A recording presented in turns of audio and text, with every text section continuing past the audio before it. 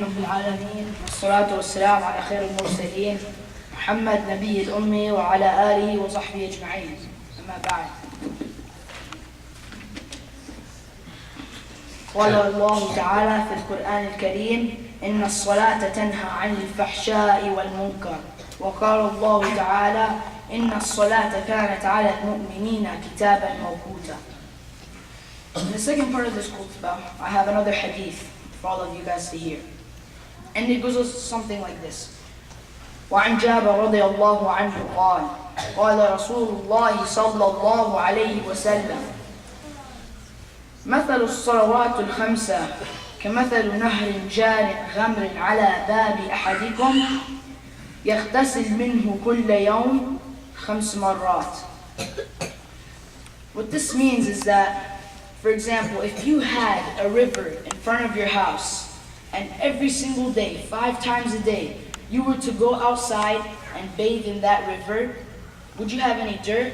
Of course not. You wouldn't be dirty. You would be spotless, perfectly clean. Same thing with your prayers. If you pray 5 times a day and you do your prayers correctly and on time and you get 100 out of 100 on your prayers, all your bad deeds will be erased throughout the day. So, if salah is this important, we shouldn't, be playing during salah. Some people play with their pencils and their erasers and they like to sit there and play around during salah, or they like to laugh during salah for no reason, just want to laugh for no reason. And some people want to talk. They go, "Hey, what did you do last weekend?" Or, "Hey, what are you going to do next weekend?" Why do you care? It's their business. We should be praying in front of Allah subhanahu wa ta'ala in khushu'. We should be standing there in front of Almighty Allah subhanahu wa ta'ala. We should be standing there not talking to our friends. You can talk to your friends during dismissal after salah.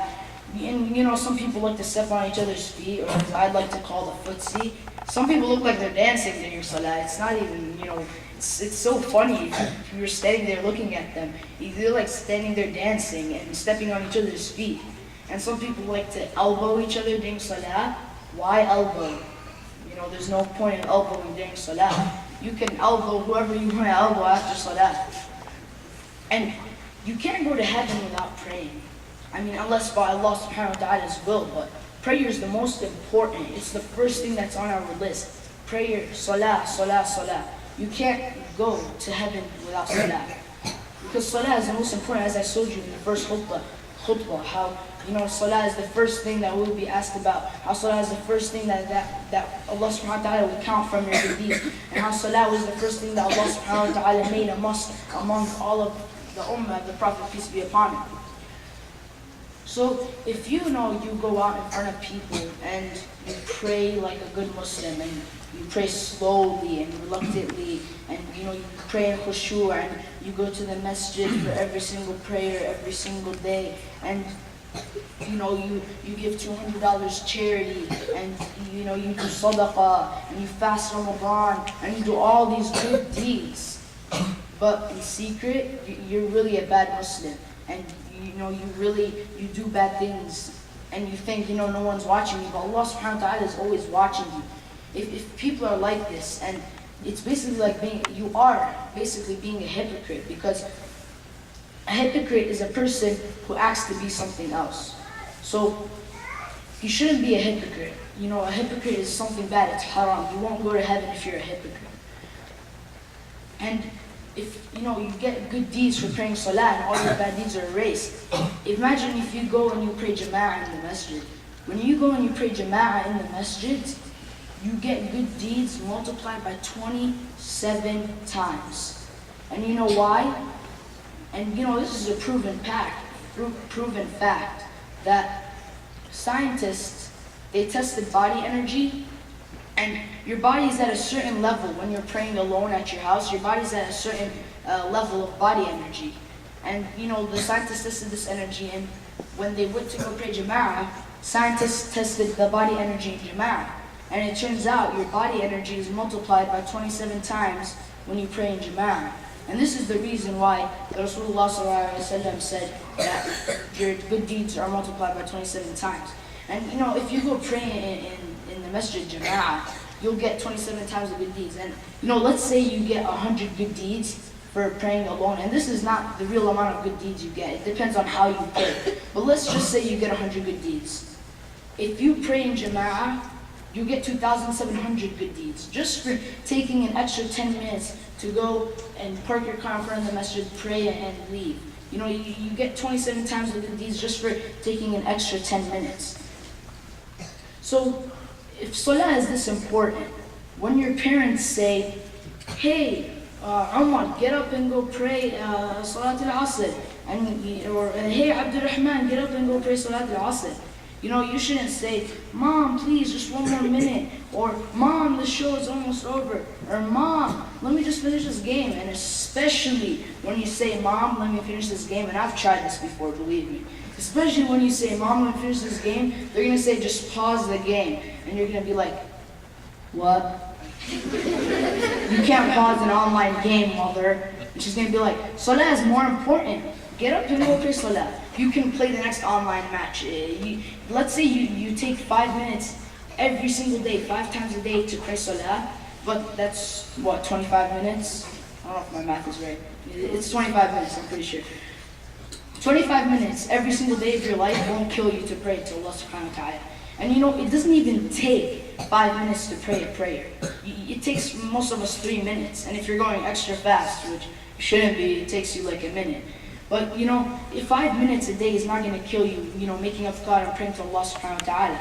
And you know, if you do this every day, 5 times a day like you're supposed to, that's 25 minutes, as I said. And you know, you can spend 25 minutes to pray to Allah subhanahu wa ta'ala. I mean, some of us spend 2 hours playing video games, or you know, like 3 hours watching Disney Channel or Nickelodeon. Like, you can watch that after Salah. 5 minutes is not going to kill any of us. And your first priority should be Salah in life. In life, your first priority should be Salah. It's on top of movies, it's on top of TV shows, it's on top of video games, it's on top of everything you can think of. Salah is the most important thing. And you know, it's more important than school. Now, I'm not trying to downgrade school and saying, hey, go slack off for school and go pray 3 rak'at every 2 minutes during school. No, I'm not trying to put down school now. School is one of the most important things in your life. But on the day of judgment, and then again, I'm not putting down school. On the day of judgment, Allah subhanahu wa ta'ala is not going to judge you on your math test and your science test and all these things you did during school. He's going to judge you if you got a 70 out of your salah, and he's going to say, you know, go to Jahannam, or, and you know that's not true. Maybe Allah subhanahu wa ta'ala will say go to heaven. It depends on Allah subhanahu wa ta'ala. But he's going to look at your salah and your good deeds and your charity and your sadaqah. And then again, for the billionth time, I'm not putting down school. School is very, very, very important. Knowledge is very important in life. So you shouldn't slack off with school, neither should you slack off with salah. So, as I said, again, you know, your first priority should be salah on top of everything. School, you know, movies, video games, everything should be below salah. Salah should be at the top of your list. And you know, on Eid day, I remember I was walking to Walmart to go get my FIFA 13 game. I was like, yes, whoa, FIFA 13's coming out. Baba, take me to go buy it. And he was like, fine, that's your Eid present. I was like, okay. So, you know, we get in the car, we drive, we park the car, we walk into Walmart, the usual. And the first thing, of course, I want to do is run to the video game section and buy my FIFA 13 game. So, you know, we finally get the FIFA 13 game and we check out. And, you know, I'm like, yes, I'm going to go home and play this. And then, like, I'm walking outside of Walmart, and then, you know, I'm confused and I'm puzzled. And I see these 5 or 6 men. They're just standing there behind Walmart, and they laid out like 20 rugs, and they're just standing there and praying. Behind Walmart, they didn't care about people commenting about them. They didn't care if people said, hey, terrorists, why are you praying in the back of Walmart? This is America, go back to your country. They didn't care what people said. They were just, all that mattered to them is that they were praying to Allah subhanahu wa ta'ala. Even, you know, they went outside, out of Walmart. They took off their job to go and pray in the back of Walmart. SubhanAllah. ربنا آتنا في الدنيا حسنة وفي الآخرة حسنة وقنا عذاب النار وأقم الصلاة